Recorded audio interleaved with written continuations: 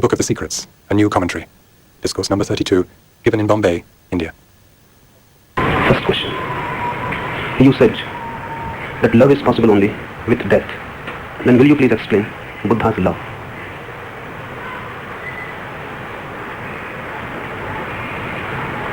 Love to an ignorant person is always part of hate. It is always with hate. Hate and love are just two aspects of the same coin for the ignorant mind. Love is never pure for the ignorant mind. And that's the misery of love. Because the hate becomes a poison. You love the same person and you hate him also. You may not be doing both simultaneously, so you are not aware. When you love a person, you forget about the hatred part. It goes below, it goes into the unconscious. And then it waits there. When your love is tired, it falls into the unconscious and the hate part comes up. Then you hate the same person. But when you hate, you are not aware that you love also. But now the love has gone deep down into the unconscious. And this goes on just like night and day. It goes on moving in a circle. It becomes a misery. But for a Buddha, for one who is enlightened, this dichotomy, this dualism disappears from everywhere.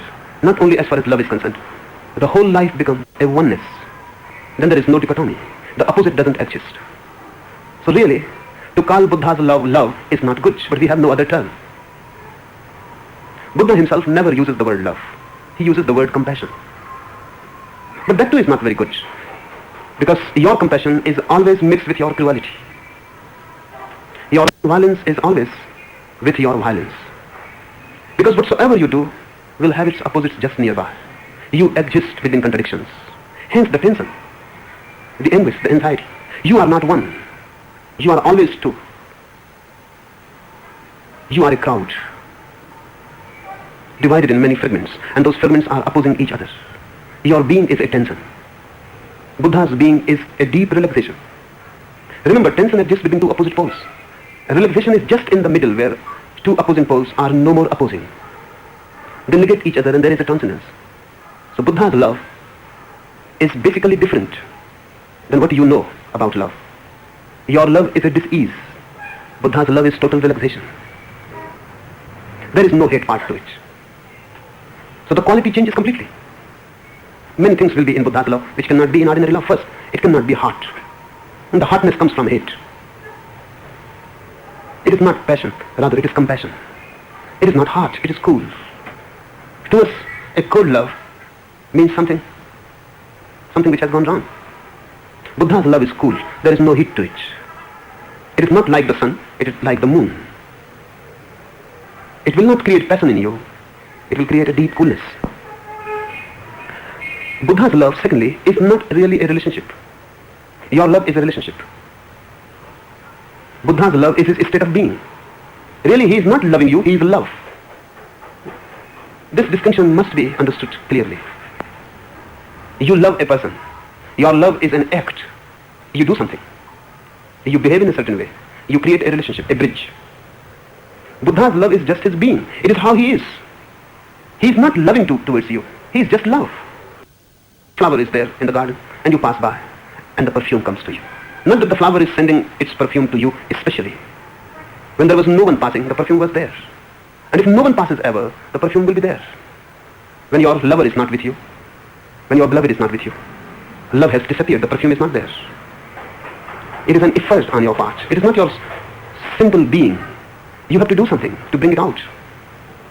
When no one is there, Buddha is sitting alone under his Bodhi tree. He is a lover then too. And that looks absurd. He is a lover then too. There is no one to be loved, but he is a lover. This being a lover is his state. And because it is a state, it is never a tension. Buddha cannot be tired of his love. You will get tired. Because it is something you are doing. So lovers get tired of each other. If there is too much of love, they get tired. They need gaps, intervals to recoup. If you are 24 hours with your lover, you will get fed up. Because it is too much attention. 24 hours doing something. Buddha is not doing something. He is not tired of his love. That is his very being. Just as if he is breathing. You are never tired of breathing. You are never tired of being. He is not tired of his love. But then the third thing follows. You will be aware that you love. Buddha will not be at all aware. Because awareness needs the contrary. Buddha is so filled with love, he will not be aware. If you ask him, he will say, I love you. But he is not aware. It is so silently flowing from him. It has become so intrinsic a part. He cannot be aware of it. You will become aware that he loves. And if you are open and receptive, you will become more aware that he loves you more. It depends on your capacity, how much you can receive. But to him, it is not a gift. He is not giving anything to you. He is this way. He happens to be this way. Whenever you become aware of your total being, enlightened, liberated, the dichotomy from your life drops. Then there is no duality. Then life becomes a harmony. Nothing is against anything. Because of this harmony, so much peace happens. There is no disturbance. Disturbance is not created from without. It is within you. The contradictory goes on creating the disturbance. You may find excuses without, but really, for example, live with your lover you love, a friend, a deep friend, very intimate, close, live with him. And just watch what is happening to you. When he meets, you are so elated, ecstatic, dancing. But how much you can dance? And how much ecstatic you can feel? Minutes after, you are down. The elation has gone. After hours, you are bored. You are thinking to escape to somewhere else. After days, you will be fighting. Just watch what is happening. And this whole is coming from within. But you will find excuses outside. You will find, now, this man is not so loving as he was when he came. Now, this man is disturbing me. He is making me angry. But you will always find that he is doing something to you. You will never be aware that your dichotomy, your duality of the mind, the opposite within, is doing something. We are never aware of our own workings of the mind. I have heard one very famous, glamorous Hollywood actress went to a studio for her photograph. The photograph was taken a day before. The photographer presented the photograph to her, but she was annoyed, furious. She said, "What have you done? Before this, you have taken my photographs, and they were heavenly." The photographer said to the actress that, "But you have forgotten that I was then 12 years younger when I took your photographs. I was then 12 years younger. You forget that." We never look within what is happening. If the photograph is not okay to you, something is wrong with the photographer. Not that 12 years have passed and you are old. An inner process. And the photographer is not concerned at all. But the photographer must have been a very wise man. He says, "You forget that I was 12 years younger then." Buddha's love is totally different, but we don't have any other word. And the best that we have is love. But these things, if you can remember, then the quality changes completely. And note one thing. Think about it deeply. If Buddha is your lover, will you be satisfied? You will not be. Because you will feel it is cold. There is no passion in it. You will feel that he loves you as he loves all. You are nothing special. You will feel that his love is not a gift. He is this way. That's why he is loving. You will feel his love so natural that you will not be satisfied with it. Think inside. You cannot be satisfied with a love which is without hate. And you cannot be satisfied with the love which is with hate. This is the problem. Either way you will be unsatisfied. If love is with hate, you will be unsatisfied. Always ill. Because the hate part will disturb you. If love is without hate, you will feel it is cold. And it is happening to Buddha so naturally that even if you were not there, it will be happening. So it is nothing special for you. So your ego will feel unsatisfied. And this is my feeling. If you have a Buddha and a non-Buddha to choose as your lovers, you will choose the non-Buddha. Because you can understand the language. The non-Buddha is at least just like you. You will be fighting, you will be quarreling. The whole thing will be just a mess, a mad mess. But still you will choose a non-Buddha. Because Buddha will be so hard. And you cannot understand the way Buddha's love is unless you rise. With a non-Buddha, with an ignorant person, you need not transform yourself. You remain the same. He is not a challenge. Really, just the contrary happens to lovers. When two lovers meet and they fall in love, they both try to convince each other that they are very high. They bring the best that is in them out. They appear to be on the peaks. But this is with very arduous effort. You cannot remain on this peak. So when you start settling down, you come back down to the earth. So lovers are always frustrated with each other because they thought the other was just divine. And when they settle, then everything becomes just mundane, just ordinary. So they think the other was deceiving. No, he was not deceiving. He was just presenting himself in his best colors. And that's all. He was not deceiving anybody. He was not consciously doing anything. He was just presenting himself in his best colors. And the same was done by the others. But you cannot go on presenting yourself for long because it becomes arduous, difficult, heavy. So you come down. When two lovers settle, when they start to take each other for granted, and then they appear very mean, very mediocre, very ordinary, just the opposite as they appeared before. They were angels and now they just appear disciples of the devil. You fall down, you come to your ordinary level. Ordinary love is not a challenge. But if you fall in love with someone who is enlightened, this is rare. Only very fortunate ones fall in such a love. This is rare. This happens only when you have been searching an enlightened person for lives together. Only this, then it happens that you fall in love with an enlightened person. This in itself is a great achievement, falling in love with an enlightened person. But then there will be a problem. The problem will be this, that the enlightened person is a challenge. He cannot come down to your level. That's impossible. That is not possible. You have to come to his peak. You have to travel. You have to transform. So love becomes a sadhana. If you fall in love with a Buddha, it becomes a sadhana. The greatest sadhana that is possible. And because of this, whenever there is a Buddha, or a Jesus, or a Lao Tse, many around him reach to such high peaks in one life that they could not have reached in many lives. But the secret is if they can fall in love. Because it is not unimaginable. It is imaginable. You may have been in the time of Buddha. You must have been somewhere. Buddha might have passed through your village or town. And you may not have even heard him.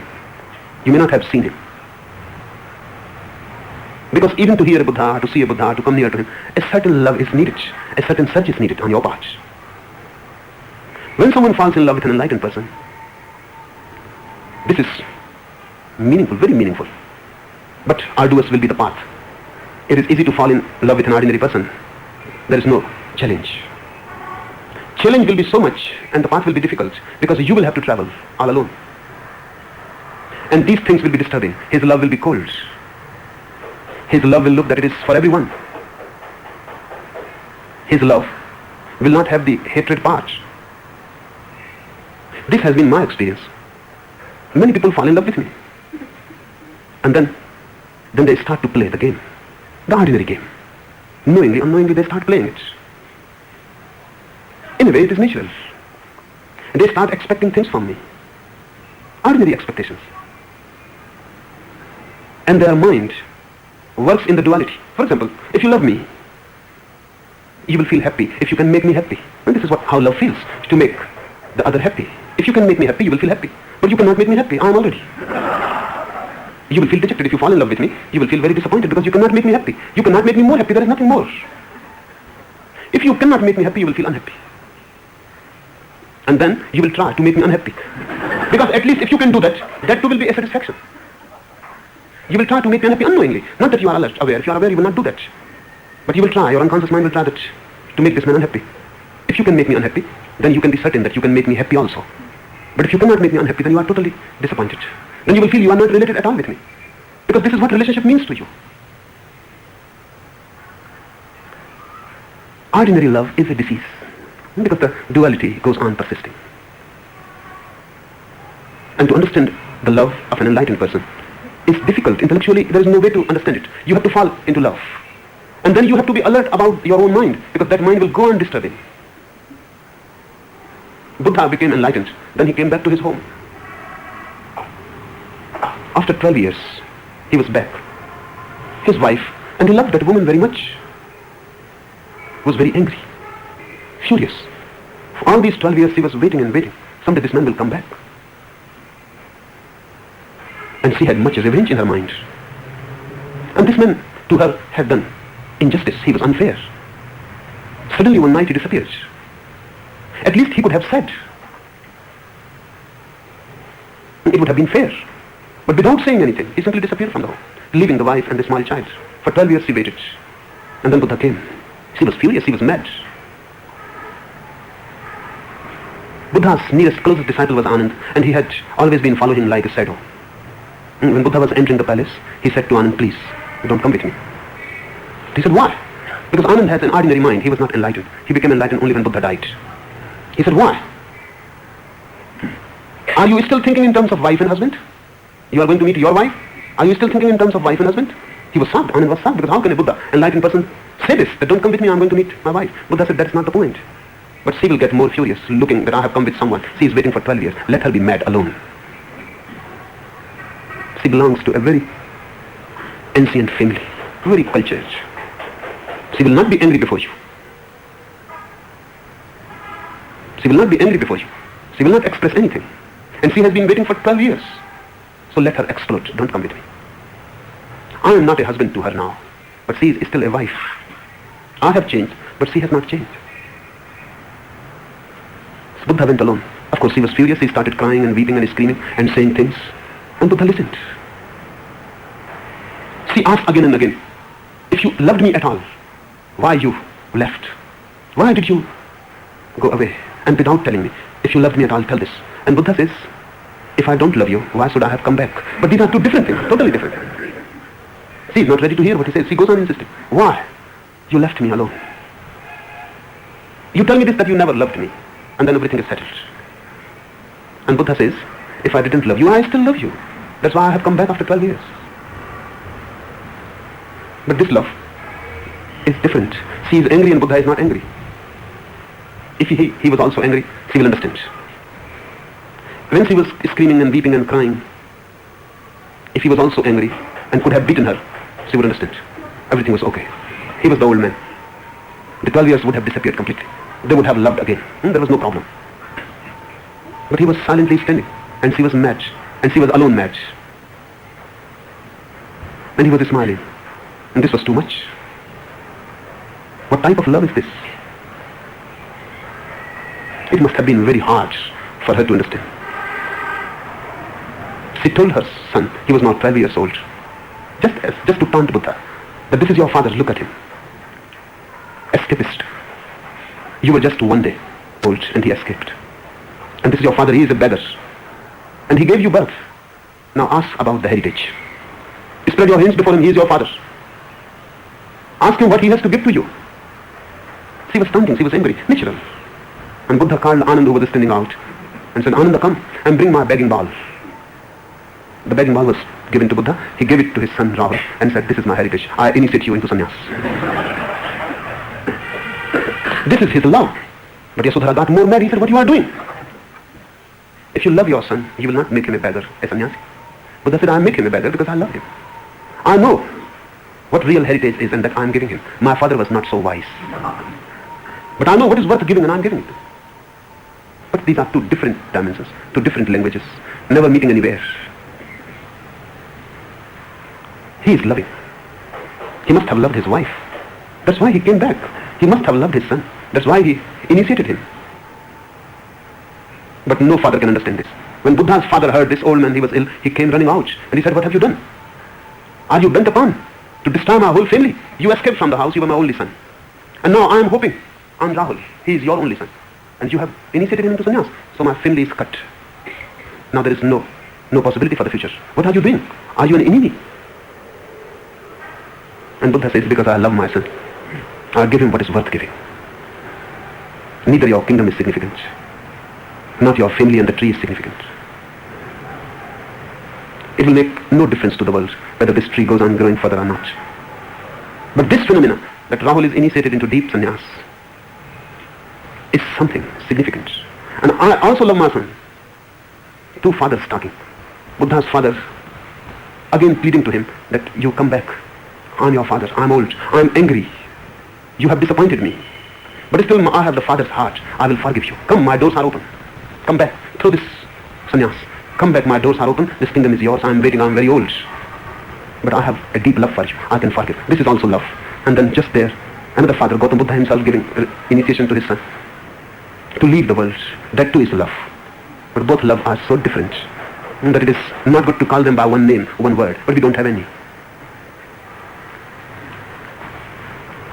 Second question, last night you said that love is alive because it is insecure.